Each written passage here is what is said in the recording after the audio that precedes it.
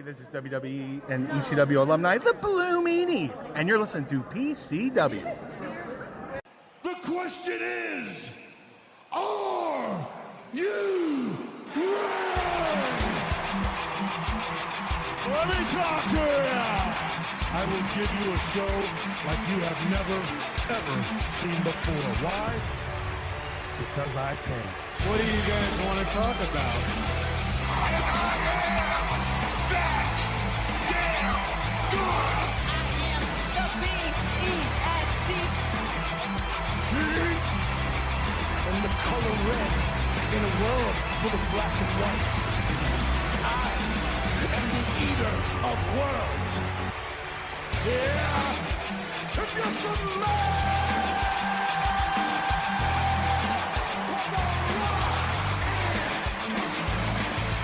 acknowledge me. The champ is here.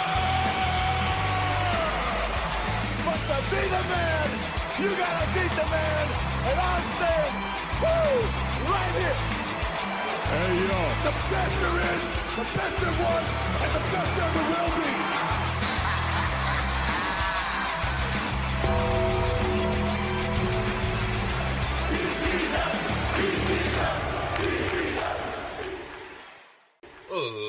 Ladies and gentlemen, boys and girls, children of all ages, welcome back to another episode of PCW Podcast Championship Wrestling. I am your host, Wayne, also known as Semi-Dry Chicken, and we are doing an open mic where we're just going to talk about some key topics.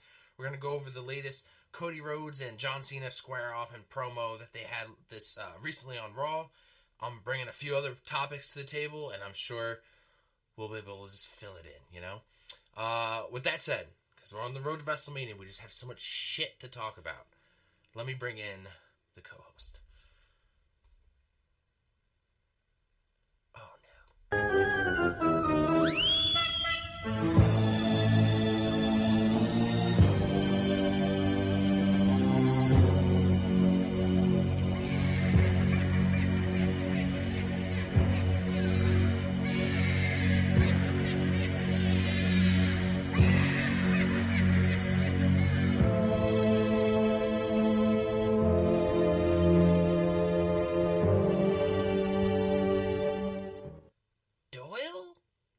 Oh, it's me. It's the DIYLE, and it's April Fool's Day. Did you guys get got today at all? Did you get anybody? No, dude, you know what? Honestly, I wasn't going to fuck with anybody at work today. Like, I thought about it. I thought about even fucking with some of the fans, you know? Maybe playing some, I don't know, something. But I was just like, it's too much work. It's too much work. Yeah. It is. It's too. If you have kids, absolutely, like, it's fun, right? But like, when you're like me, I just live alone, just a grown ass man. I just got coworkers, man. That's all. And it's either gonna be funny or I'm gonna get written up, one or the other. So, try explaining that in HR. All right, let's bring out the other dude.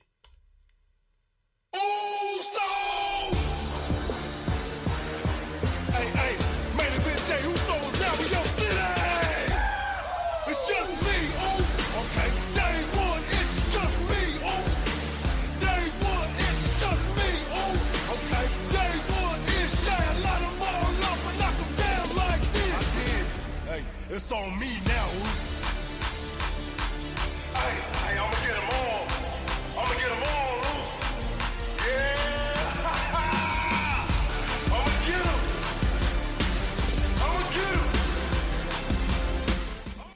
Dre, welcome back. Yo, what it do, PCW crew? Main event Dre Uso is now on your podcast. Every time I hear that music, man, that gets me going. You know what? Some guys just find their music and it works for them, and I think you found yours. Man, it works. Works. Gets me hyped every time. I'm going to be honest with you. I was going to play you out first, and then I pushed the button, and I realized that I didn't have it set, and I was like, oh, because you had a different theme, I think, last episode. It was the... Yeah. Yes. The Black History Month theme. Yes, that it was.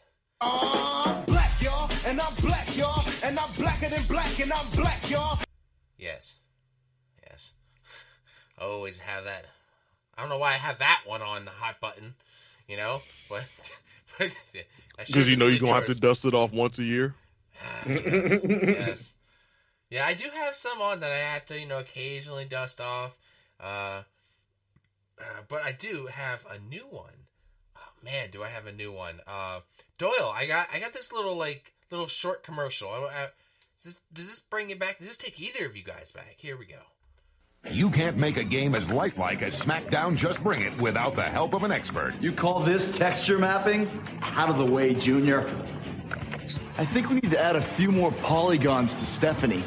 Mr. Jericho, can you write down that compression algorithm? I'm a little busy, Junior. Yes, thanks to help from WWF superstar Chris Jericho, Just Bring It is the most electrifying, trash-talking, realistic SmackDown game yet. See how I arch my back like so? I can't feel my legs. Rated T for Teen. Do you guys remember that commercial with Jericho? The commercial, no. The game, yes. Absolutely. And it's kind of funny because that was the first one that came out on the PS2, I believe. Yeah. So it's funny as hell here, and they're talking about the most realistic graphics seen to date, which for the time, sure. Sure. Look right? back at that shit now. Oh my god, I have it, and once in a while I'll dust it off and I'll play it, and I'm just like, God, these graphics are terrible, just awful. Have you ever seen the thing where they show like Undertaker and like his first year versus like modern day or whatever? Like he goes from like he looks like the video for Money for Nothing and Your Chicks for the Dire Straits song. Yeah. Like the big square head. But then like he looks almost super realistic. Yeah. Well, think about it, I think Taker might be one of those guys who's probably in every WWF wrestling game ever made. You know what I mean? Like, he's been there since the beginning. Yeah, Almost. The arcade game. Well, a lot of them. The arcade game, right? I mean, I'd probably say Hogan. Hogan? Yeah, Hogan's probably the closest one because I mean, he was in the original, the old arcade game, the WrestleMania the arcade game. Right. But I mean, at longevity, who's been in them the most? I would have to say Taker. Yeah, the most is probably Undertaker. Yeah, because there was a sweet amount of time where Hogan wasn't in games, But yeah, I would say just consistently every year is just a new version of Taker, and it's just like, yeah. This is now him with the American Badass, but he's in his 50s. Yeah. Oy. I wanted to bring up to you guys, I was looking at meet and greet prices. I've been hearing people talking about meet and greet prices. I have a few here that were just released the other day. I'm gonna tell you guys, and I want you to kind of give me a roundabout what number you think this might, be roughly. How much you think it cost to see Bianca Belair, just her? For me, about $350. I'm gonna say about 300. Right, Slight spoiler alert. I think I saw the same list that you're referring to, so I think it was like 300. Fiddlesticks. Yeah, 300. 300. Rey Mysterio and Charlotte, 500. Braun Breaker and Liv Morgan, 500. You meet both. I think the that's Usos. about what they were last year. I don't think that's. I was gonna say, I don't know, if you want to compare, what prices were last year. I said the same thing last year when we had the opportunity to actually do it. I'd rather go get 12 indie guys picture an autograph than one, for that 300 at WrestleCon. Mm-hmm. Yeah, yes, you got a point, man. And plus, because that for your 300, you're probably you get what, 5 seconds with the person maybe, and you're ushered off. I talked to Tony Schiavone for 5 minutes. You know what I mean? I talked to Mama Rhodes for 5 minutes. You know what I mean? And you can do that a dozen times for that $300, because those guys are only in the 40 to 80 range maybe. Yeah. Mm-hmm. Yeah. And that's the biggest thing. That's the one thing the WrestleCon has going for it is, you get that one-on-one, that much more intimate time. And granted, some of the featured people have the longer lines, so maybe might not get as much interaction with them. And then some guys do get a little more expensive, $150. you know. Yeah, But yeah. Oh yeah, Yeah, like I can imagine what Ric Flair was charging last year at WrestleCon. sure. Oh my god.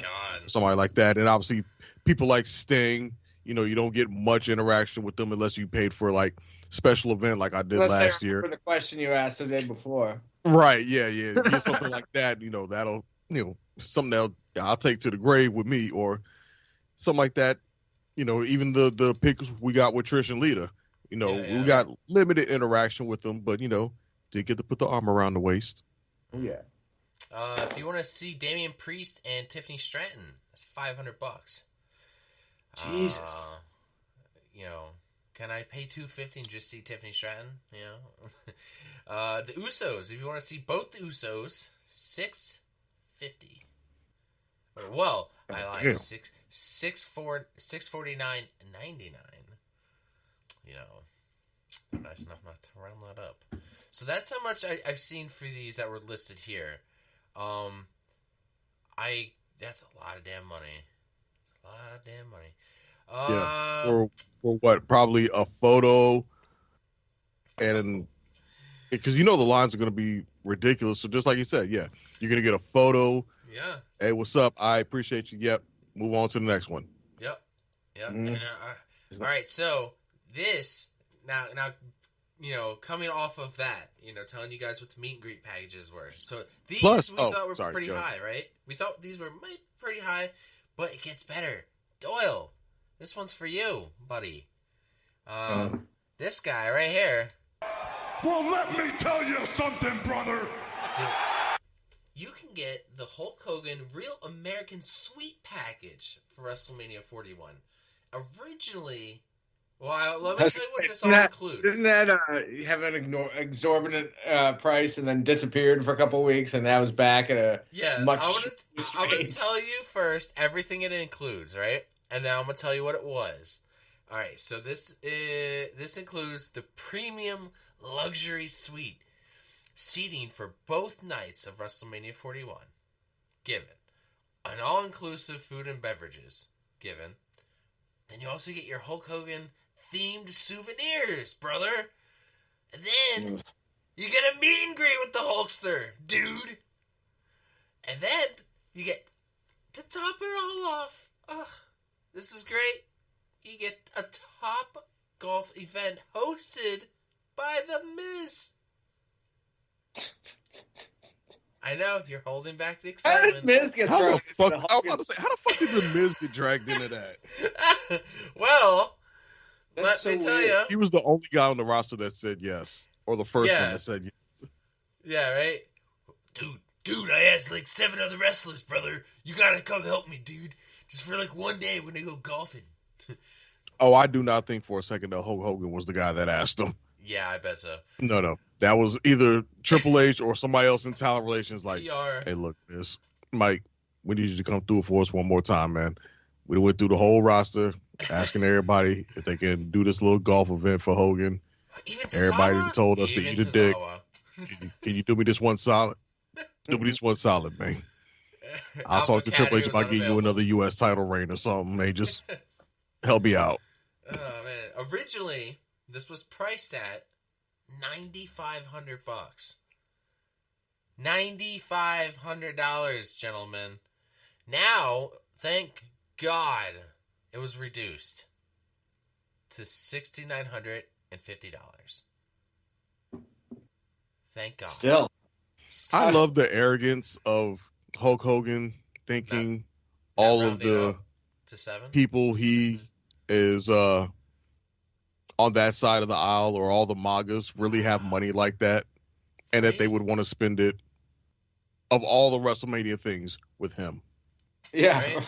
I'd pay that money to make sure he didn't interact with me. You promise he's not going to talk to me? So you I want got the that luxury kind of suite? WrestleMania money. I'm Yeah. not spending it for him. Can Yeah, you be fuck like, that. I'm gonna listen, be can front I row. Can you like bargain? Can you like listen? Can I just do like a $3,000 package where I get the luxury suite, the inclusive food and beverage, and then like the Top Golf, maybe with the Miz, so I can ask him about his wife, some questions about Murray's. But that's it. Like, can we just not have Hogan? Can just walk by. He can just stand out in the lobby for 30 minutes. I don't care. Again, I don't need the luxury suite. because you're way up in the Yeah. nosebleeds. Yeah, you're not in the weather, and maybe you're watching on a screen. But if I got that kind of money to burn on WrestleMania, I'm gonna be front row.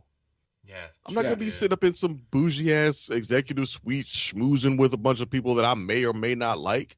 That's true. Hell no, You I'm gonna be you down might as well front just go row with the home. people where y'all You'd can be up see there me with a on bunch camera. of other dopes that drop 10 grand to hang out with Hulk Hogan. Yeah, and Right. you know what though? I feel Or like when you're I up could there, be front row with the people on camera. yeah, when you're Maybe up go down there to too, infamy with, you're or not, in history with a shock reaction, like the dude who Yeah. reacted to Undertaker's first loss. right, but Or you're John not Cena Monday Night Television. interacting. Yeah, you're not interacting with the crowd, man. You're there, but you're not there. You might as well just be at home watching it. You know, eating whatever you want, drinking whatever you want. Because being there, you got to be there, be in the crowd, be part of the crowd, be part of the WWE universe during the moment. Ain't nobody gonna hear you screaming through glass. Right. Oh boy, oh boy, oh boy. I refuse to believe that anybody who's paying for those tickets are real wrestling fans. Oh, speaking of tickets. All right. I got some numbers here. Now, this is I think like 2 days ago. As of 2 days ago. As reported by Dave Meltzer of the Wrestling Observer newsletter, approximately 46,000 tickets have been sold for night one. Just over 1,000 more have been sold for night two. WrestleMania is currently at 45,915 tickets out for the first night. Yeah, 47,730 for the second night. For getting down to the nitty gritty. With identical $273 get-in prices on the secondary market. For context, the announced attendance for last year's event was 60,036 for night one and 60,203 for night two. I'm trying to say, it doesn't really tell me though. Oh wow, tickets for the Hall of Fame ceremony 2,302. The Undertaker One Dead Man Show 1,621 tickets. The Roast of WrestleMania 2,313 tickets. NXT in Las Vegas 1,161. It doesn't tell me how many that arena holds. Like, I don't know, is 46,000, are we close? Is 50,000 the max capacity? Like, what's the max capacity? I think it's something like that. I think that's it's where the Raiders play. I want to say that stadium holds like 55,000 or something like that.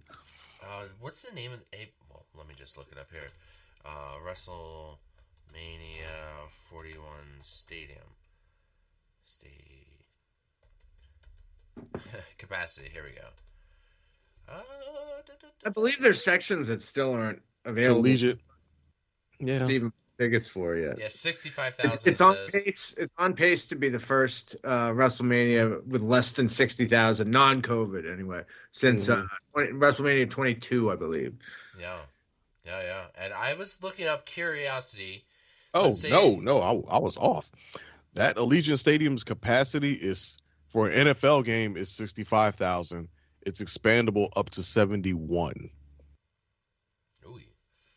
You're going to lose a certain amount with the staging, I would think. But Sure. Yeah. But I would imagine it could do. Yeah, I mean, they certainly could fit a lot more people than they have full tickets. I think. Staging, ring. Yeah, you lose some with staging, obviously, for the arena setup, but some of that is made up with the floor. Yeah. To a certain you can extent. pack people onto the floor. Mm. I can imagine they should have easily been able to match what 40 did at the link. I would think. You would think so, right? Now, if I'm just out of curiosity. I was like, okay, let's say the three of us wanted to go to WrestleMania and we wanted to get our tickets tonight, right? For 19th and the 20th, let's see how much ticket prices are going for right now. Here we go. Now, if we wanted to sit roughly where we sat last year, right? We're looking at $1,118 a ticket. A night? Each. That's each night? Tickets together. That's each night. Jesus. Wow. If you're getting I've talked about for a long time that they're gonna reach this critical mass where people just aren't going to be able to afford it anymore. And maybe we're there, you know. Yeah, dude. But then again, I mean, without getting at the too peak. political, you know, a lot of countries are telling their people don't go to the United States right now. And an event like WrestleMania is a thing that people come from all over the world, and that's part of what makes it so fucking cool. You know, like Philly was filled with people from all over the place last year, which was awesome. Yeah. But I wonder how much that's an impact in it, because you know, even 5,000 more people, the numbers start to look a lot better. But you got to wonder how many, you know, fans in the UK or France or Germany or wherever are going, you know, I know we had talked, you know, I know we planned to go to WrestleMania for you know, X amount of years. We've been saving up, whatever. And they go, oh, maybe we'll go next year, or maybe we'll wait a couple of years and then try, you know. Yeah. And that could be, I think that's playing a part in it. you know, yeah, that could be a number of reasons it could play into that. And outside of just the travel advisories, pricing could be a factor for them as well. You know, we think about the pricing from us as Americans, but for them, flying in Vegas, which is an expensive place to stay already, and you know, as some people have said, Vegas isn't exactly the most kid-friendly town. So if somebody was planning this as a family trip, they might be thinking, I don't know if I want to do Vegas with the kids when, you know, next year's New Orleans. Yeah, I never thought about that with people bringing kids to Vegas. Like, is that something you do? I've never been to Vegas, so I don't know if it's like, if there's anything kid friendly. Is there like a gigantic daycare you can drop them off at? Yeah, I'm sure Vegas tries to be kid friendly, but for the most part, it's seen as a very adult town. Yeah, I mean, yeah, Sin City, right? Yeah, right. That's what I'm thinking. Jeez, like, I don't think they have like children's slot machines where you can, you know, win an extra piece of bubble gum or something. Yeah. Although Vegas, if they could get away with it, probably would have children's slot machines in there just to get the fuckers hooked early. Oh my gosh. They have slot machines at the airport. The minute you get there, that's the first thing you see. Mm-hmm. Yeah, I mean, literally in the airport they have them there. But it's the first and last thing you see. Yeah, you can. Yeah, I don't think you can put it on one single reason. But if I had to say probably the top 3 reasons for lackluster sales this year, one is pricing, 2 is storylines, and 3 is location.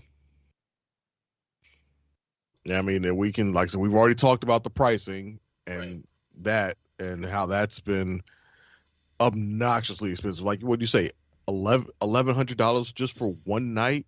Yeah, just for. And we got each. both of our tickets last year for what, 8? Yeah. For both nights for around 800. Yeah, it's like they were asking like closer. Yeah. Granted, we did get in on a pre-sale, so you know, hook up. But still, like, okay, like, I found some that are $800, right? That's the cheapest, but we're not looking at really good seats. We're looking at pretty bad seats. Up there in the nosebleeds, like them people that we was looking at last year across the stadium. It was like, the wind blow the wrong way, y'all gonna fall off that damn building. Those people way up top. Like Yeah, where I like, was I they saw the there's fireworks cool. up close. Being there's cool and all, but for $800, I'm staying home. I'm gonna see it. I'm gonna have a better experience, I think, at my house. That's true. You know, watching it on a fucking huge screen. Warm. You know, rather than having to watch a thing that's happening in front of my face, but I can't see it because it's so far away. I have to still watching it on a screen. I'm watching it on not as good of a screen, in fact. Yeah, hell, even if you don't go to WrestleMania, I think your money would be better spent just going out there to Vegas, participating in everything else. You know, get your ticket for the World, get your ticket for WrestleCon, get your tickets for Wale Mania.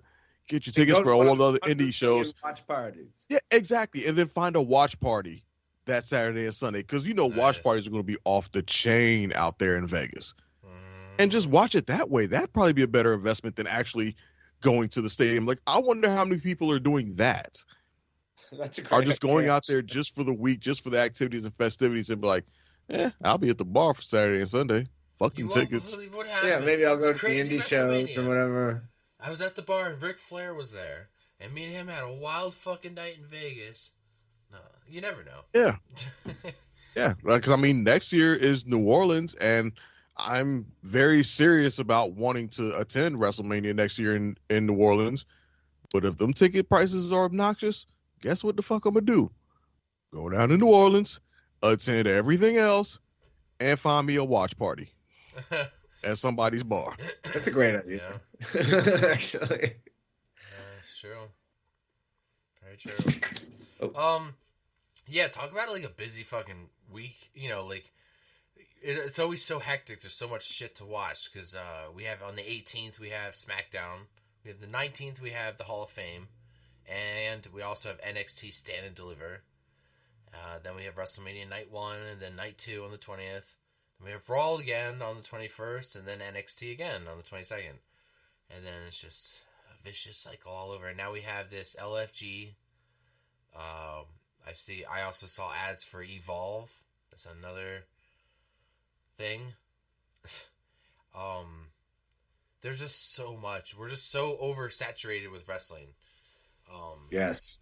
Sweet God. You know what's funny? SmackDown needs to go back to 2 hours. Oh my God. I will tell you That's this, the though. biggest thing. I did enjoy June, I think that happened. this past few weeks of having Raw start at an earlier time because I was able to finish Raw super early and then like go to bed like pretty early on a Monday, and I felt good about it. Like I was like, damn, like it's like 6 o'clock, 7:30 or whatever. Like I'm already done with Raw. This is awesome. It's like homework that's done.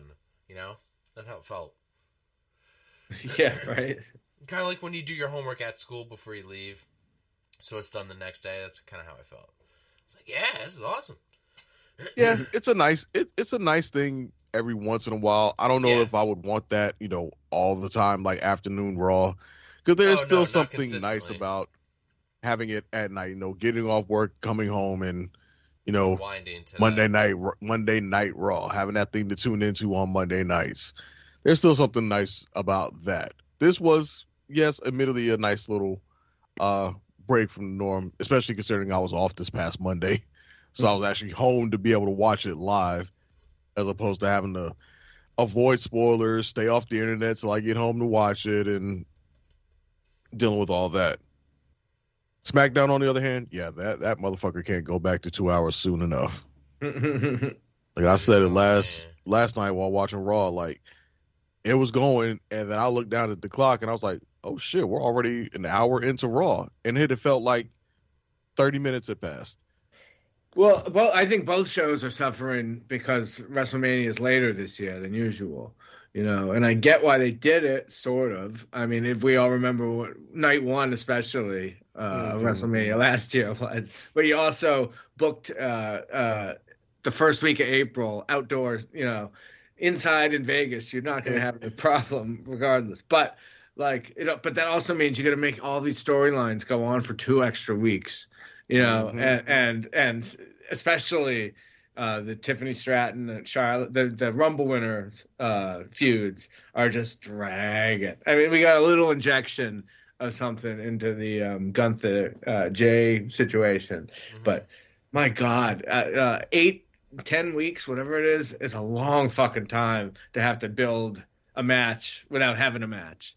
Yeah, you're absolutely right about that. Are suffering from it, I think. Yeah, a lot of the storylines are suffering from having to be dragged out and extended and telling these long stories on what's supposed to be the fast track. That traditionally what's supposed to be is from the moment the Rumble hits, it's like I think they full missed speed ahead. They missed having a fast lane or something like that this year, or something between the Chamber and WrestleMania. Or Saturday Night's main event or something. Well, normally it would be the Chamber and then, full speed ahead into WrestleMania. But since they decided to extend it out, they definitely needed to fill in the gap. It was Fastlane between the Rumble and the Chamber. What was it between Chamber and Mania? I can't remember. I don't know. I just remember back in the day it was the Rumble, and then it was No Way Out, and then we had WrestleMania. And then after they got rid of No Way Out, they replaced that with what? Was that replaced with Fastlane, and then Fastlane was replaced with Elimination Chamber? Yeah, I think I don't remember. And that's what I kind of feel like that what it is. But at any rate, I think they should have had some type of bigger event between the Chamber and Mania. That was a long fucking time to not have anything. And they had the perfect thing right there in their pocket that they could have used, but said they wanted to put it on the night before Elimination Chamber or the night before the Rumble. Yeah, Saturday night main event. Yeah. Like the week before. Yeah, so dumb. Dumb move. That's what should have been the fill in the gap. You could have done the Usos versus Ludwig Kaiser and Gunther or something. You know, like they can still be matches that involve the WrestleMania feuds, but without, I'm hearing Gunther and CM Punk are fighting dark matches, house shows. Mm-hmm. Yeah. Get the fuck out of here! Are you kidding me right now with this shit? Like, Yeah, that could have been a Saturday night main event thing, or some of these storyline things, like the Rhea and Io rematch. That could have been a Saturday night main event thing. Absolutely could have been. Absolutely. Yeah, or Jimmy versus Gunther. That could have been Saturday night main event, and let that beatdown happen. I don't know how NBC would have felt about it, but imagine if that would have happened on Saturday night main event. Yeah. You advance your storylines, you got something interesting, and you make Saturday night main event worth watching. Instead of this fluff ass safe shit they've been doing the last couple times. I have a list here. We don't have as many people this year going into the Hall of Fame as I thought. So far we have Triple H, Michelle McCool, Lex Luger, the Natural Disasters, Earthquake and Typhoon, and we're getting an immortal moment, which is Stone Cold Steve Austin versus Bret Hart from WrestleMania 13. So not too many people this year. Like, normally I don't know. You think they're going to release a few more names before the ceremony? It wouldn't surprise me. I mean, I am at least kind of. It used to be so formulaic, right? You had your big headliner, you had a woman, you had a tag team, you had a minority, you had a dead guy. Like that was the that was the formula. So I'm kind of glad we're not doing that anymore. No, you're right. It wouldn't You know what? surprise me if somebody else went in. Yeah. You know what's actually missing from this year? What would have been like traditional in the past? That Vince, when they said like Vince had his formula, we don't have the minority this year. Or celebrity. Not yet, anyway. Oh, we don't Yeah, have remember how they celebrity. said like in the past, Vince had a bit of a formula. Like he always wanted to have a tag team every year. He wanted to have a woman every year and a minority every year. We got the woman. We got the tag team. Obviously, we got a big headliner. Ain't got no minorities, Paul. Oh, yeah, Thought we that's wouldn't true. fucking notice. That's true. I didn't notice, but now I am. Now I've noticed as I'm scrolling through. I'm going, oh, yeah, you're right. Batista still hasn't gone in. He was supposed to go in 2020, and then that got canceled. What, in front of nobody? Yeah, I'll wait. Yeah, but then he's 5 years later, and he still hasn't gone in. Yep. Hey, Batista ain't going in until he gets a headliner year. Yeah, really. That's what And they're going to have to probably find a down year. Like, damn, we ain't got nobody else. Hey, Batista, what you doing? You still want to go in? Right. Shit. Speaking of Triple H, I have a list here I saw, and I want to run this by you guys. It's 10 things that Triple H has changed in the business since Vince McMahon has left. Some of them I'm just going to like go through, and some we could just break down and talk. One of them they said was making legends inferior.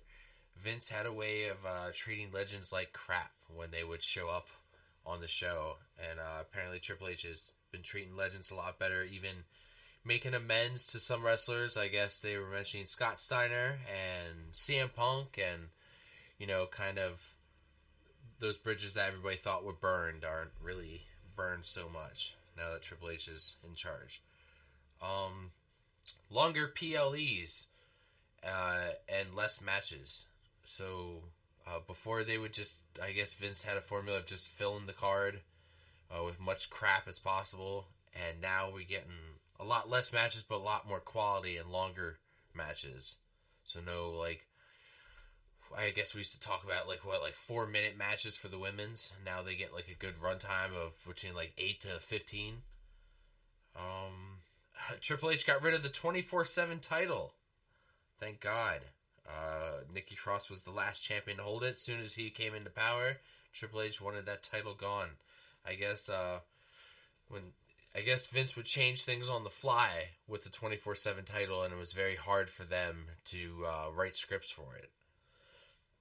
Speaking of scripts, scripting the commentary team. And he used to write scripts for all the commentators and screaming in their ear. Well, now I guess Triple H gives him a lot more freedom and to be off the cuff and be more natural. Alienating international audiences. I guess we would only get a few times a year that they would go overseas for certain PLEs back in the day. But now they're out of their states a lot more often. They're just wrapping up that European tour as we speak. A ban on independent bookings. For sure. Like, we never thought we'd ever see WWE wrestlers show up in another company. Like, TNA, doing any kind of business. Mentioning of TNA even. Or I think there was another company, Noah. I think Shinsuke Nakamura showed up over there. And we still go, roughly without mentioning AEW, but, mention a bunch of other companies that was just unheard of. Sporadic booking, I guess we all know that. How Vince would sporadically change the script last minute after it's been written. Now they have long-term storylines that pay off after a year or a couple of months, long-term booking. Banned words. There was a lot of words they weren't allowed to use. Like belt, wrestler, I guess. Like fun. Yeah, right? There's a lot of words they weren't allowed to use. They weren't allowed to curse either. Oh, speaking of, I got one. Go fuck yourself! Yes. Banned words. Breaking kayfabe. Now wrestlers break kayfabe all the time. I guess that, obviously that was a thing Vince was not fond of. Back then, was any wrestler breaking kayfabe. Mass micromanagement. That's very obvious between promos, matches, everything that was scripted. That was the biggest one on the list, was the mass micromanagement from Vince. Vince would always be in somebody's ear, always changing things at the last minute. I feel like they didn't have a lot of freedom as a wrestler. Oh, yeah. You can see that the most in Michael Cole in his commentary. Yeah. He says stuff now that Vince would never let him say on the air. Right. And when I went through this list, I was like, you know what? I can see all this stuff. Now that, it's been, a year. It's going to be about a year since Triple H has been, his storylines have been taken, since he's been fully in charge, more all in power, I guess you could say. But, yeah, I thought I'd share that with you guys. I don't know if you guys have any input you want to put in, or anything else you notice that Triple H has changed for the good since Vince has left. Oh yeah, there's a number of things that he's done, like some of the things you touched on, the long form storytelling. Continuity is another thing that's kind of been big since Triple H has stepped in. Whereas Vince would seemingly just throw all that out the window and just say, we're going to do this thing. And I think I saw a story where Kevin Owens touched on this, where he would have to say, we can't do that. That makes no sense. And, you're insulting the audience's intelligence with this thing. Like, they watch, they remember things. Like, they know that 3 weeks ago I said yada, yada, blah, blah, blah. And Vince would just be like, they don't care. They're not paying attention. We're going to do this. Triple H is much more consistent with the continuity and acting like, things that happened in the past, fans remember. And you see that reflected a lot in promos, even in some of the commentary that the announcers do. A lot of that is not forgotten with Triple H. And that much I appreciate that part of it. I think a lot of these things while they all have their good sides, some of them have their bad sides also. And another thing that Triple H has done, which I think has a good and bad side, is getting rid of all the house show or most of the house shows. it's good. These guys go through and gals go through less wear and tear on their bodies, which hopefully improves their lives after they're done wrestling, and maybe allows them to wrestle longer than they would have otherwise. But some of the smaller markets are missing out because they're never going to get shows anymore. I think Dre has said they haven't been there where his market in 2 years or whatever, and nothing announced to come back anytime soon. Yep. And that A kind of year and a sucks half. for people. Wow. Yeah, I think it seems like some of the best things that Triple H has done are in regards to the product itself, whereas some of the Yeah, I mean, like less it's good ideal that things are more from a business aspect. it's good that the pay-per-view matches are better, better quality than they used to be. That's awesome. But Mhm. I think it's less awesome that there's 15 minutes of commercials between each one of them now. Right. I mean, so for every action, there's an equal and opposite reaction, right? So Mhm. for every good Triple H change, there's a downside, I think. Yep, Mhm. and that's a perfect example. Fewer matches that we get are better quality. Downside, a lot more fluff and bullshit in between the matches.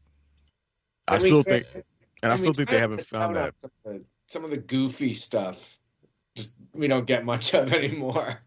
At least not on pay-per-view. Yeah, thank God.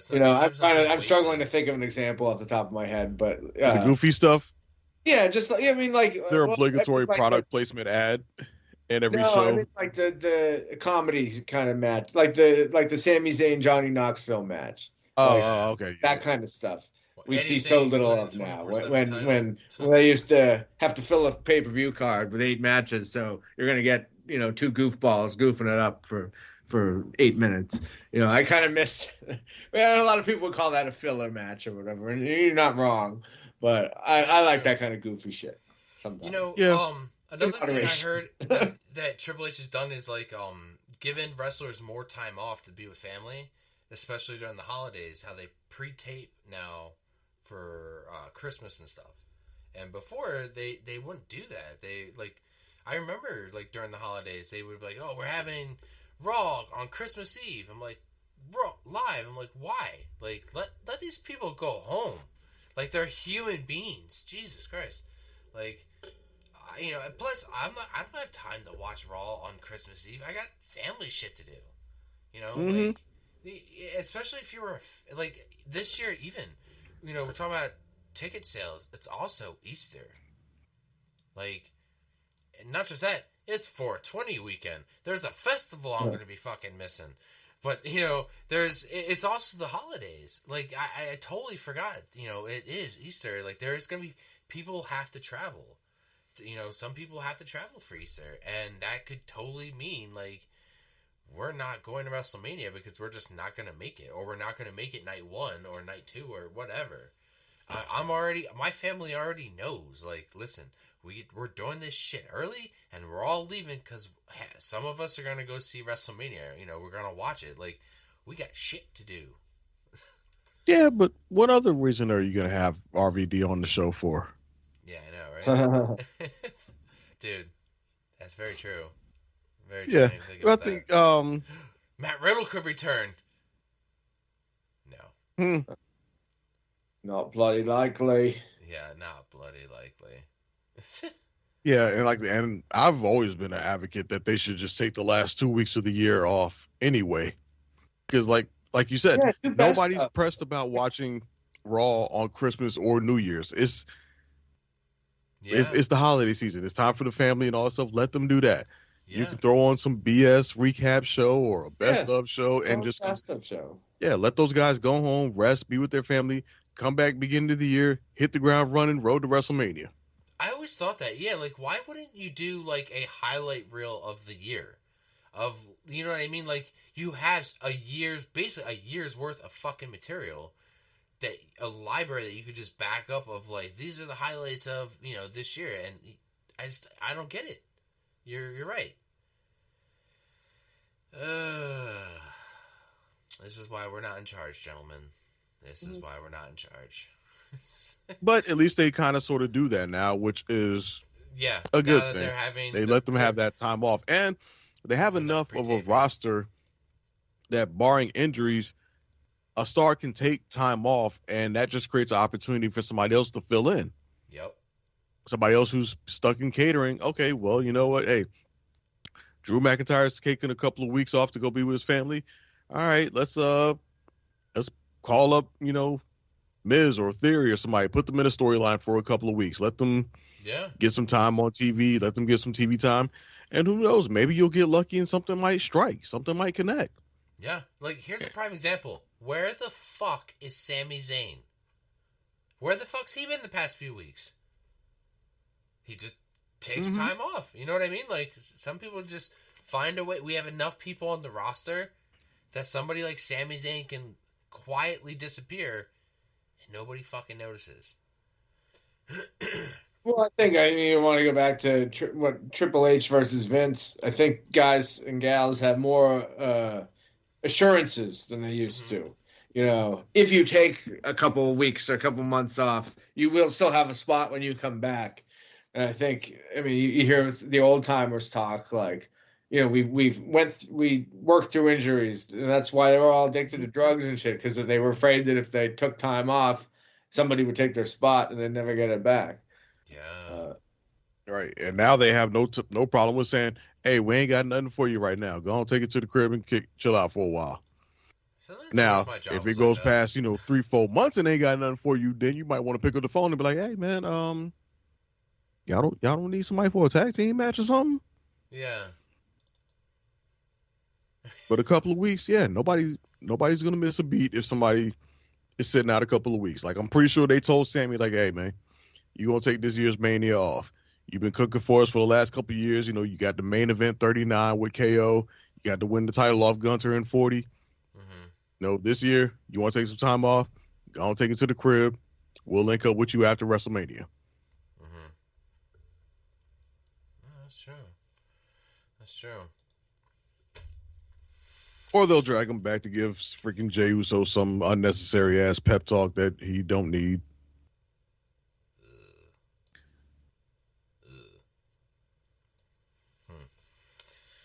All right. Yeah, I think he either gives Jay a pep talk or he interferes in the KO Randy match. He could, he could still potentially pop up. I'd rather him not be the one to give Jay a pep talk. I still think it should be Roman, but I'm looking at the card right now. Night one, Orton and KO. We also have Roman Reigns with Paul Heyman versus Punk versus Rollins, triple threat. Night 2, we have Cody Rhodes versus Cena. So far, we have these matches announced, but we don't know the night so far, and that's Tiffany Stratton versus Charlotte. Gunther versus Jey Uso. Io Sky versus Bianca Belair. And AJ Styles versus Logan Paul. I'm gonna be honest. I'm kind of intrigued by the AJ Styles Logan Paul, because I know they can put on a good quality match. This is gonna be the high energy match. I think it's gonna be a pretty good one. Yeah, they're gonna recreate something similar to like the Ricochet Royal Rumble spot where they did like the those line of each other across. They're gonna cook up something along those lines. Something good, yeah. And AJ Styles is the right man to do it with him. It'll be the wrestlers' match. The ones who don't care much for storyline, they just want to see a good match. And Logan has shown he can deliver that easily, especially with somebody when he's got somebody like AJ Styles to work with. I could see that one going on. Yeah, sure. And they have the next couple of weeks to just rehearse it. And really come up with something special. Yeah, I could see that one going on night 2. And I believe Shawn Michaels usually helps him out with all his matches. Logan Paul, that is. So he's in good hands, hopefully. Yeah. Wait, who does? I could easily see that being either like a late night 1 match or a middle night 2. Maybe even kicking off a night 2. I could see it doing that. Although I feel like night 2 is probably going to kick off with one of the women's title matches. I think that's a good bet. Yeah, I think so too. I think Jay Gunther's going to open the whole thing. We still don't have a I still feel like that would be so disrespectful. I think opening the show is a big spot. I think so too. Opening night 2, I think, is a good spot. Opening night 1. What opened night 1 for WrestleMania 40? Seth Rollins and Drew McIntyre. Seth Rollins had that giant bum entrance. Yeah, that did open. And I think the only thing that really was memorable about that was Damian Priest cash in. Mm-hmm. That was probably the biggest memorable thing about that. I feel like in this year's Mania, it would be so lost. And also, that match happened as a result of... I'm wrong. It was Rhea and Becky. Oh, see? You're right. Well, so what? Drew the Drew McIntyre Seth was night 2. That kicked off night 2. So yeah, that proves my point. People don't really remember what kicks off the first night. Like I said, night 2. I think that one would be better because. But I don't think they're gonna put both men's title matches on the same night. I don't think so. No, I wouldn't think so either. That's why I don't think it's going to kick off either night. Okay. But I think it would be especially bad for it to kick off night 1 because that opening off night before the triple threat, like that seems like a shitty spot too. And by the triple threat, I mean the Seth Punk. Punk. Yeah, Seth Roman and Punk. Before that, like that even makes it more like, hey, this isn't the main event. I feel like that makes it stand out even worse. Well, at this point, they've kind of pretty much established that we know it's not going to main event, so we're not going to get that visual that I was talking about of Jay closing out the show as champion. So since that's not going to happen, I think you get the whole weekend opening with that. Mm-hmm. To me, it's still a terrible spot to have it in. It'd be different if this was just a title match that was from, like what was it last year? Drew won the Elimination Chamber and got to challenge Seth. Yes. And between the two, clearly the Royal Rumble winner is the more prestigious of the title challengers of the two. It has the legacy. It has the moments. It's got the history behind it.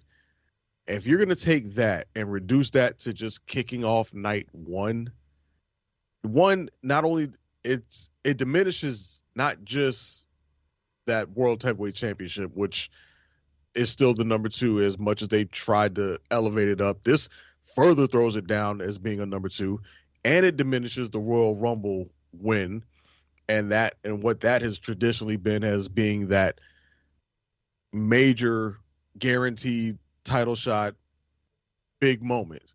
Mm-hmm. It's already bad enough that it doesn't get the main event either night. Now you're going to reduce it to just you're going to kick off WrestleMania and then have your moment, and then the rest of the whole weekend happens. By the time we get to the end of night 2, you've been and forgot all the hell way about that. Even if Jay wins, it's going to be reduced to almost like it was the feel good moment, like what Miz and Truth was last year, winning the title. Hey, it's the feel good moment. Give everybody happy, make them smile. Okay, bye. Move on to the rest of the shit. Yeah, it's gonna be and if you reduce that, then that's a potential snowball effect of what could happen in the future for that Royal Rumble win. Is it going to feel as much of a big deal next year that, this person won the Royal Rumble, they're going on to WrestleMania, like Michael Cole, how he does it every year, screaming at the top of his lungs, so-and-so won the Rumble, so-and-so won the Rumble, they're going on to WrestleMania, Yeah, to open up night 1. Fucking whoop. What if, maybe that's what this is being set up for, because maybe what if it's not going to be a special moment? What if Jay's not going to win? Maybe that's why it's placed where it's at, because it's just that special moment is not happening. Because if it was, it would be in the main event, right? The confetti falling from the ceiling, the fucking music, the the Usos coming out and fucking hugging him and whatever, and you know what I mean? Like, that doesn't sound like an opener to me. That sounds like an opener. Sounds like somebody who's going to lose, and we're just going to move on. Just another Gunther win. I mean, am I crazy?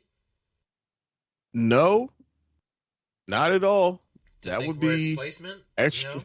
That would be extra fucked up. The fact that, okay, not only are you going to lose the main event spot, you're also not going to win the title. The only way that just, if You that won't was be to the happen, first guy then to where's win the the Rumble where's the to happy go that moment? far. Where's the win for the fans?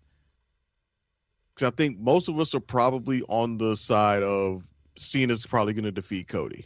Right. But we don't always get I'm starting to everything waver we on that a want. little, but I know we don't always get everything we want though, you know? Like I'm we'll like get, 90% certain Cena's going to win. so am I. And but then again, I'm also like more and more on the side of I don't think Jey Uso is going to win it. I just think where it's placed, I just like his whole dude, like he botched one move and now that's his whole thing. Like he's just gonna every week he's gonna trip and fall. He's just gonna.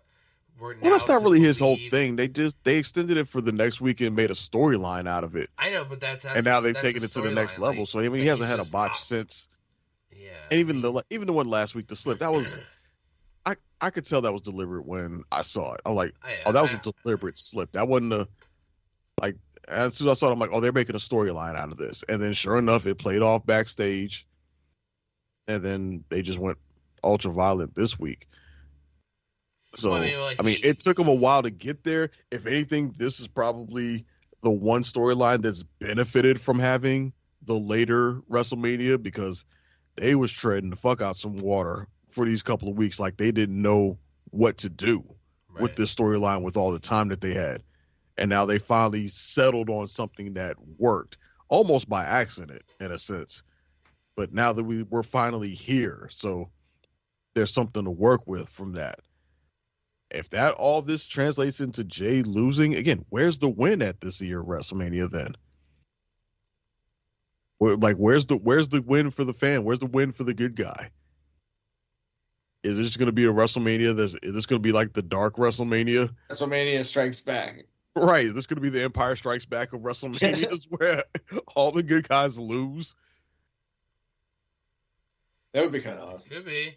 Hey man, That'd be good a hell of guys a didn't fucking win in WrestleMania. Infinity War, did they? That'd They be lost. ballsy as fuck. It would be. If the heels just sweep the shit out of WrestleMania. Like fucking Charlotte, Cena, Gunther. I don't know who would be considered the heel out of Roman and them. Or who would be the heel out of Rhea, Bianca, and Io.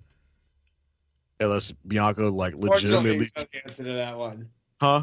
I said, unfortunately, you know the answer to that one. Right, yeah. If they confirm Bianca turning heel just because a bunch of fucking Euros booed her. Yeah. Fucking Logan Paul defeats AJ Styles. Like, that'd be ballsy as shit. Yeah. I could see a heel turn coming in that the other triple threat, the men's triple threat. I'm not going to say who though. Yeah, it would have to involve Paul Heyman somehow. Yeah, though. yeah. He has to turn on somebody. Yeah. The favor. Let's I talk can see, about I can the see favor. double. I can see a single, double, or possibly even a triple turn from Paul Heyman. In that Is this what you guys think the favor is?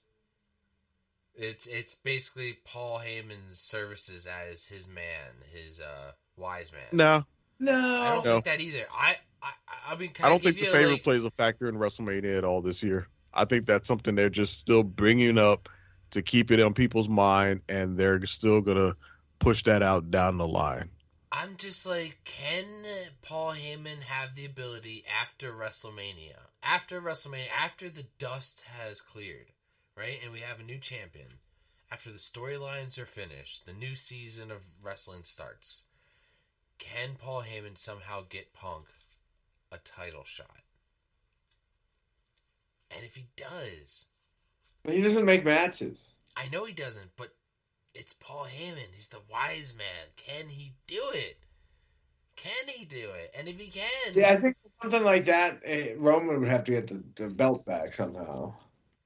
yeah, I don't know. Although I know, I think the favor is going to involve Roman in some capacity, So because Roman was so happy that he thought that Punk was already using the favor, and when Punk was going to Roman Reigns and saying, you know how I always say, the one time when I said, watch the Three Stooges but only watch Larry, watch that segment but only watch Paul Heyman.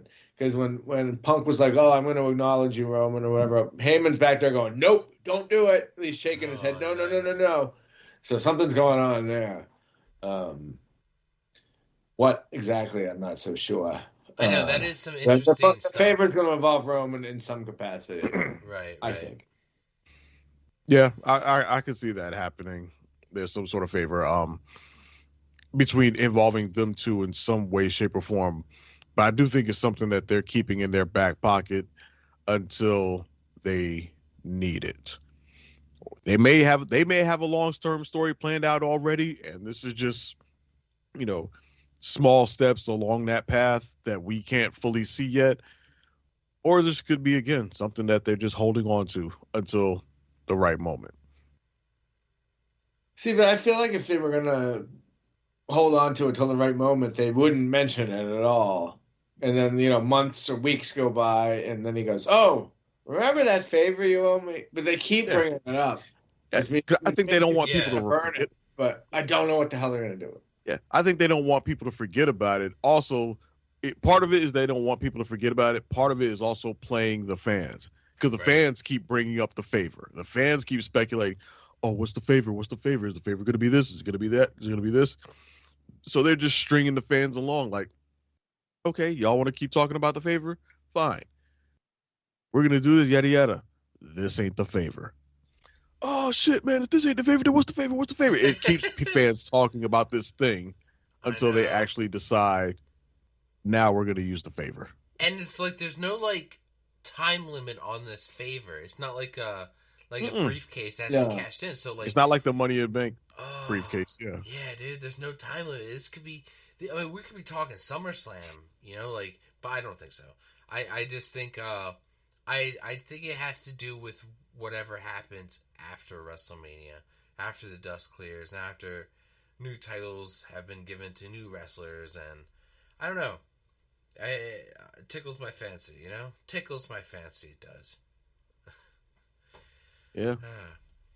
Well, all right. I mean, there's no telling where Paul... Although I do think after WrestleMania, I do think the relationship, one way or the other, the relationship between Paul Heyman and Roman Reigns is going to come to an end. Yeah. Whether that involves Paul Heyman turning on Roman and betraying him. Right.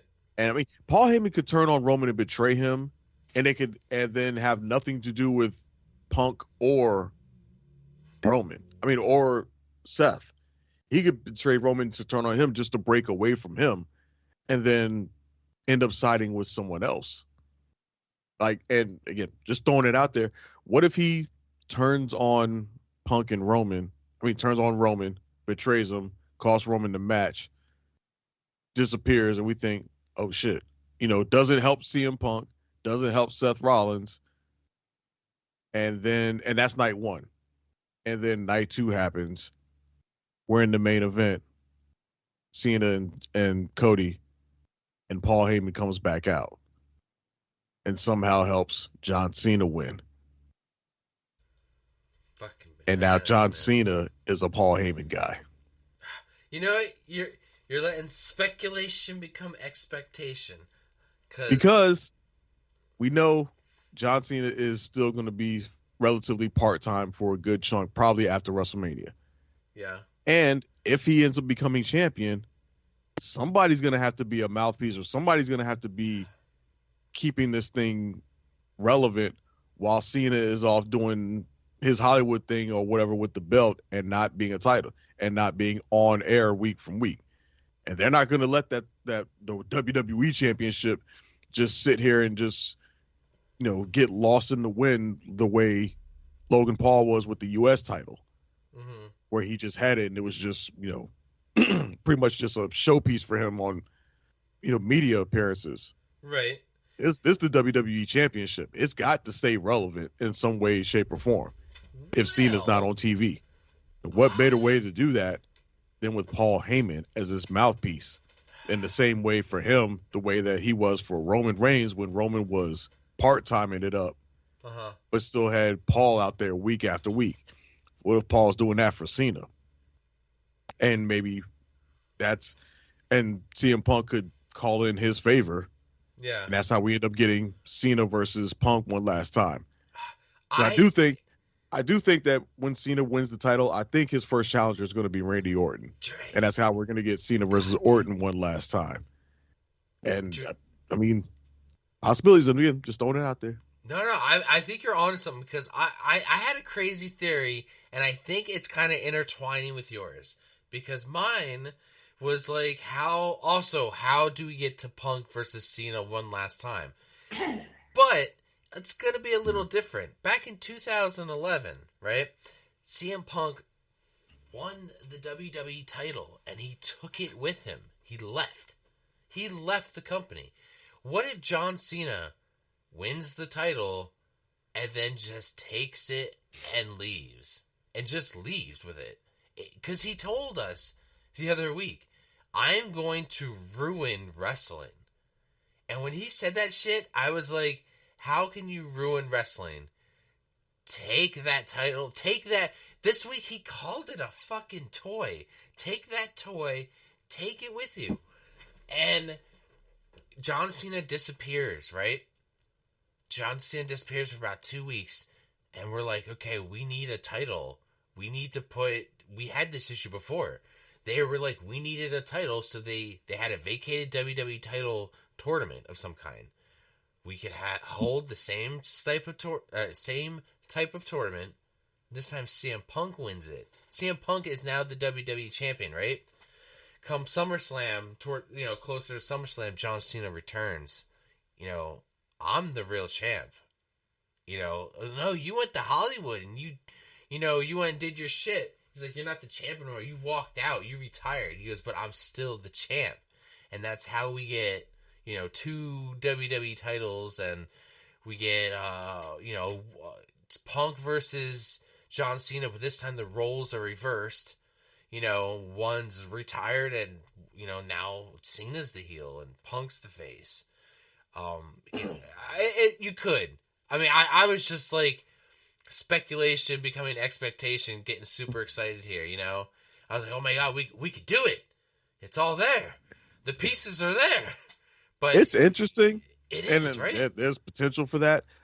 The only things that I think work against that theory is, one, we know Cena is in the middle of his final year. So he could sit there and say, I'm going home, I'm retiring. But we know he still has dates left on this year, so he'll be back. So we know that the second he says that, it's not true. Two, the 2 belts thing has been done by WWE and was just done by CM Punk in AEW. I don't know that Paul's going to want to be, fishing out of the AEW waters for storylines. Yep. Also, why would The Rock allow his champion to be stripped of the title? Also that, yeah. There's still the Rock factor, which has not played in at all yet into the storyline, which I think has to factor in at some point before WrestleMania. I think so. We got 3 SmackDowns and 2 Raws, I think, right? We got to see. I would think we have to see The Rock on at least one of them. Yeah, because they just gave us. Cena's supposedly not advertised for anymore, but nothing else till WrestleMania, and they just gave us probably the best segment we've had in this feud since Cena turned heel, and now we're supposed to just Cody's just supposed to come out there and just cut promos dumping on Cena for the next 3 weeks into WrestleMania. We're just gonna coast into WrestleMania that way. That's not really a good way to keep the momentum going. So I think at least if not all, not maybe not all 3 weeks, but at least one of these weeks or two, The Rock has to appear and have some sort of interaction with Cody. Doesn't have to be physical, but that part of the storyline has to factor in or be explored upon further. You know, we could also see social media videos from Cena, like The Rock does, or The Rock for that matter. Right. Like one of the best promos of the year last year was The Rock just dumping all over Seth Rollins for like 15 minutes on Instagram. It was a good viral moment. Their involvement in that way, maybe. Yeah, and that could be it. Yeah, if he's not on TV, he could do a thing on IG explaining, his stuff. Like, I gave you the chance, Cody. You had the opportunity. You could have been my guy. You turned it down, and so I turned to someone else, and yada yada. Yeah. I'm just saying if they're not or can't be there physically for whatever reason. Right. Definitely, like I said, something has to play into this. Hell, that could even what if The Rock is the one who convinces Paul to turn on Roman, and that's something that doesn't get revealed now, but maybe down the line we find out later. That's why Paul Heyman turned on Roman and sided with Cena. While Roman's still reeling from this and wondering, Paul, why'd you turn on me? Why'd you turn on me? Months later, or maybe, next year we find out The Rock comes out. He turned on you because of me. Because I told him to turn on you. I told him to turn your back on you. Boom! Rock versus Roman. Yeah, that's true. That could play out. That's long-term booking right there. Mm-hmm. This is fucking... Makes too much damn sense. Why am I not on the fucking payroll? You fucking mark! Well, you're lucky I played that one and not this one. But you're also a piece of shit. Let's get into that. Why is Cody the only one that gets to cuss? I know. I don't get it. I want to break down this John Cena Cody Rhodes promo. This week it was actually pretty good. We got them to exchange a good amount of words between each other.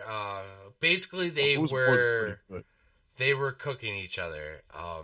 Cena. This is an early front runner for promo of the year. Yeah, absolutely. We'll be revisiting this one at the end of the year for the Slammies. John Cena came in with bringing up that he's not just going to bury him. He's buried many other superstars. He said, I don't bury talent. I am talent. I bury mediocrity. And it's true because over the years there was a lot of mentioning of Cena just burying talent after talent after talent. And for him to bring this up is actually fucking great. You referred to Cody as his chauffeur, carrying that belt around for him, basically keeping it warm. Talking about his lazy gimmick, how it's like a bunch of, I guess you take some of your best qualities of your favorite TV shows and movies and superstars and molded them all into one blob of a character, and then you get Cody Rhodes. Well, he makes some good points, John Cena. He goes, you strip away the music and you strip away the entrance, and what do you have? Just a generic gimmick. And I was like, yeah, I guess, because, if Cody Rhodes would have came back to the company in his old theme music and his old gimmick, I don't know if I would have popped as much as I would have when he came out to his, current theme music. And then Cody gets to exchange some few words here. He brings up the fact that he mentions his, what we're going to talk about. We're going to talk about my lisp. We're going to talk about my arm tattoo that's on my neck. He mentions that. He pulled a B-rabbit. Yeah, he mentions, failing in a company that he created. But he does bring up, the the one guy in the office who chose you, John, is we can no longer talk about him. Yeah, that was a Mitch. line. Like, you weren't Yeah. chosen by the fans. You were chosen by a guy in the office who's no longer here. We talk about. Yeah. They You know, was like they was throwing bombs at each other. Yeah, there was some Same. embellishment. Yeah, there was some stretching of the truth a bit, but they were throwing. There was also some elements of reality in there, and they was throwing heat at each other. Cody saying, John, you are a company creation. He goes, there's more dick in this promo, or more dick in that promo than you do in your jorts. Mentions how, you want to be like a 16-year-old, so that's why you hang out with guys like Zac Efron. I kind of didn't really understand that joke, but he's mentioning that you're the one who sold out to The Rock, and then he just, gives this infamous line now for him. But you're also a piece of shit. Which I kind of liked when he said that. I was like, oh, that was kind of funny. Because you look at Cena's reaction, and it looked like Cena was trying to hold in a fucking smile. Like I guess he didn't know that was coming. Good one. Yeah. Yeah. He's, Also hit him with the line, like, the fans have never told me you can't wrestle. yeah, Cena makes one last, comeback. He talks about, he makes garbage, everything that's been thrown at him since day one. All this garbage that's been thrown, he makes it look great in the ring. And he goes, I make empires for billionaires. And all you have ever done was steal money from their kids. And he's walking out the ring, Fucking and I thought that bar. was it. And then Cody comes back with, at least I never had people chant, you can't wrestle. Burr, burr, burr, burr. Yeah. Also, that was his comeback, Burn. but it ain't hit as hard as Cena's line right there. Yeah, I Cena's mean, line was a fucking bar. I think Cena's delivery was good. Cena, because he's gonna see a WrestleMania champ. They should have played his. It would have been nice if they would have played his music. But then, the one thing I didn't want was them to get hands on each other. I wanted them kind of. It didn't need to apart. happen. That promo did not need it at all. Did not, and they could just All we walked needed away. The way they was throwing they threw enough haymakers at each other on the mic. We did not need to see a lasting image of Cena laid out in the ring and Cody standing over him. But that means Cena's One gonna because of the old, superstition that, whoever gets the upper hand in the final exchange is the motherfucker that's gonna lose. Yeah. They could have just let them just talk, have that interaction on the mic, and let that be the last thing that happens, last interaction that they have before WrestleMania. Yeah, that's true. Then as soon as they touched hands, I was like, damn it. But yeah, I was like, oh, Cena's got the upper hand. I saw it all over the internet. They're like, Cena's winning his title for sure. Yeah, because it's well documented throughout history. Yeah. Big match, whoever's the last one to get the upper hand loses. Yeah, didn't we also? Isn't there one too with involving ladder matches when wrestlers would climb to the top of a ladder before the ladder a match? Yeah, and would lose. Yeah, there's some wrestling I superstitions think that out there. was like a superstition. Hey man, I don't know. we're all Somebody would have to do the superstitious. research on that Yeah, one. somebody do a study on that. But I wouldn't rule that out as being at least partially true or true for a certain period of time. Yeah, very true. Yeah, I mean, dude, that great promo, great promo. If anybody here hasn't heard it, go check it out on YouTube. It's pretty lengthy because it's the chants that make it lengthy. You do get more Cody chants over Cena, but Cena did get a lot. The reactions were great with the fans. It was overall, it was really good. It was nice seeing Cena cook somebody without having to rap. And he kind of, and the thing is, like, Cena kind of held back still because, like, I've seen him. Do you guys remember his most recent feud with Roman Reigns when he lost to Roman? How he just cooked him on the mic, basically like, if you were better at these promo skills, I wouldn't have to be here or something. Like he's when Cena wants to, he'll cook you. Yeah, like Cena, no question. Cena is one of the best on the mic, especially in that when that comes to that back and forth interaction. Yep. There's very few people, if any, who have gotten the better of Cena in the ring face-to-face promo exchange. Right. That's so very true, few, dude. especially when he decides he wants to go hard. Because I mean, he went hard at Cody this time. He's cooked Roman in the past. He cooked The Rock in the past. I just have to write my promos down on my don't wrist. have to have don't have to have my promo written on my arm. Oh. Like he fucking murdered Rock with that one. That was good. Yeah, I kind of do my miss. notes are written on my arm or something. Whatever he said. Dude, I do miss that. That was a nice long feud, especially when we had that year, and they would take these little jabs at each other, either on social media or something, and it was nice. It played out for a whole year, because I remember going, a year? I gotta wait a whole fucking year? But they kept it interesting, and whenever they would meet, they would talk shit, I remember The Rock having like a kid on, the kid's wearing like a John Cena shirt, and he's telling them all about Fruity Pebbles. And then he just smacks the hat off his head or some shit. Like,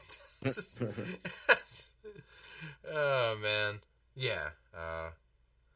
You can't see me. Yeah, you can't see me. Yeah, with that Fruity Pebbles wearing shirt. Yeah, The Rock started the whole Fruity Pebbles thing about John Cena. Yeah. Yep. So, I mean, that's all I got today, news-wise. I don't know what else topics you want to talk about. Doyle, is there anything else you want to talk about?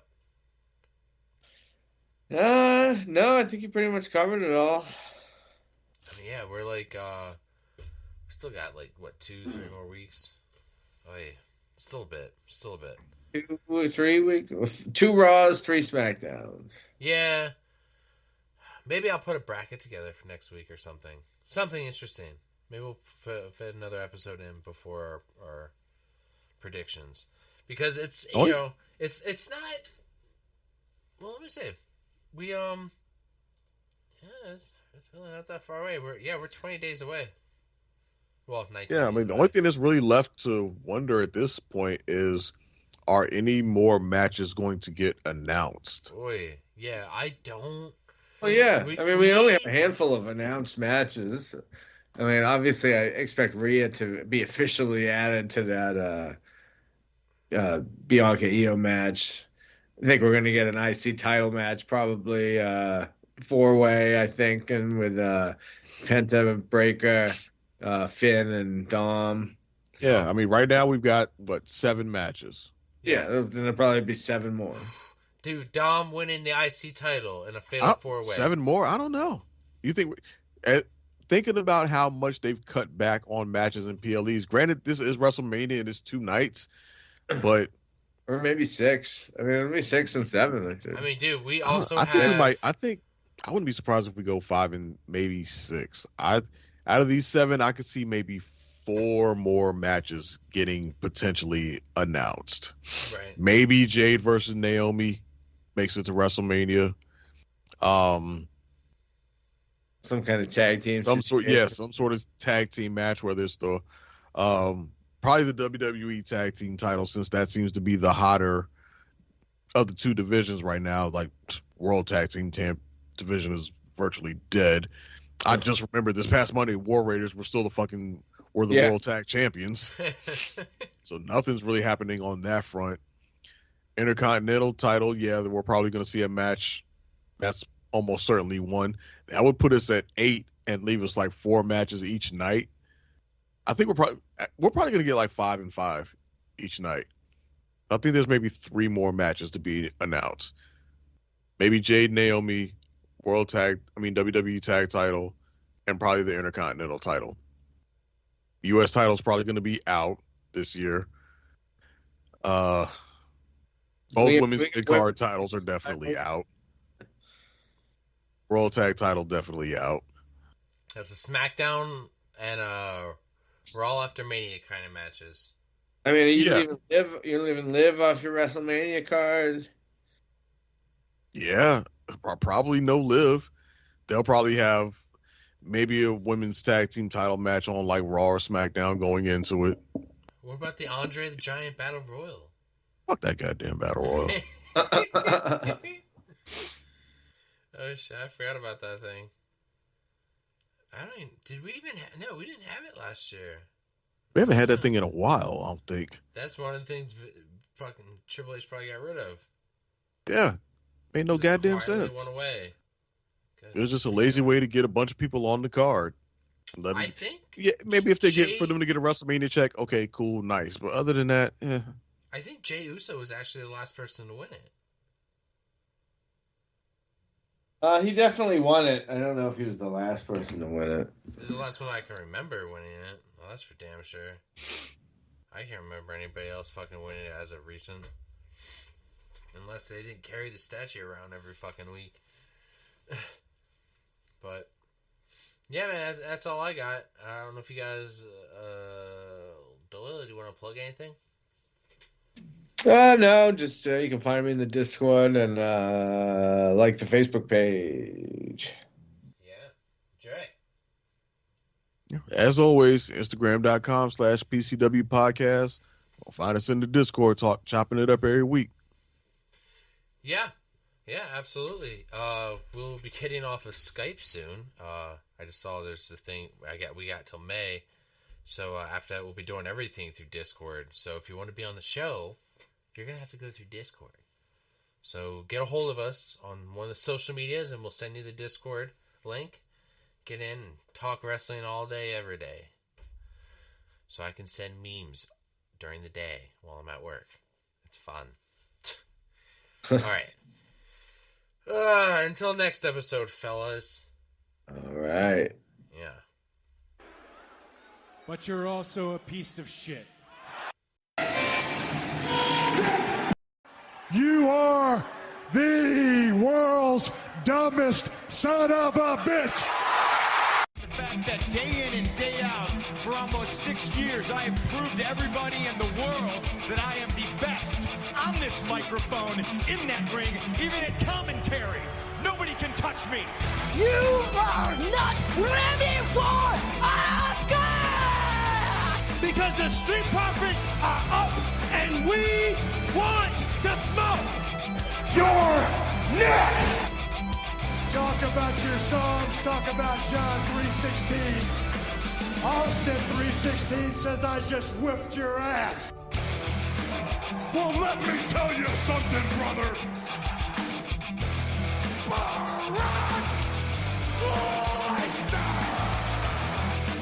New day. The cream will rise to the top. Oh yeah, Macho Madness here. Welcome to the Kevin Owens Show. Lately, he just hasn't been very oozy. Because I'm the Miz, and I'm awesome. Those rotten bastards.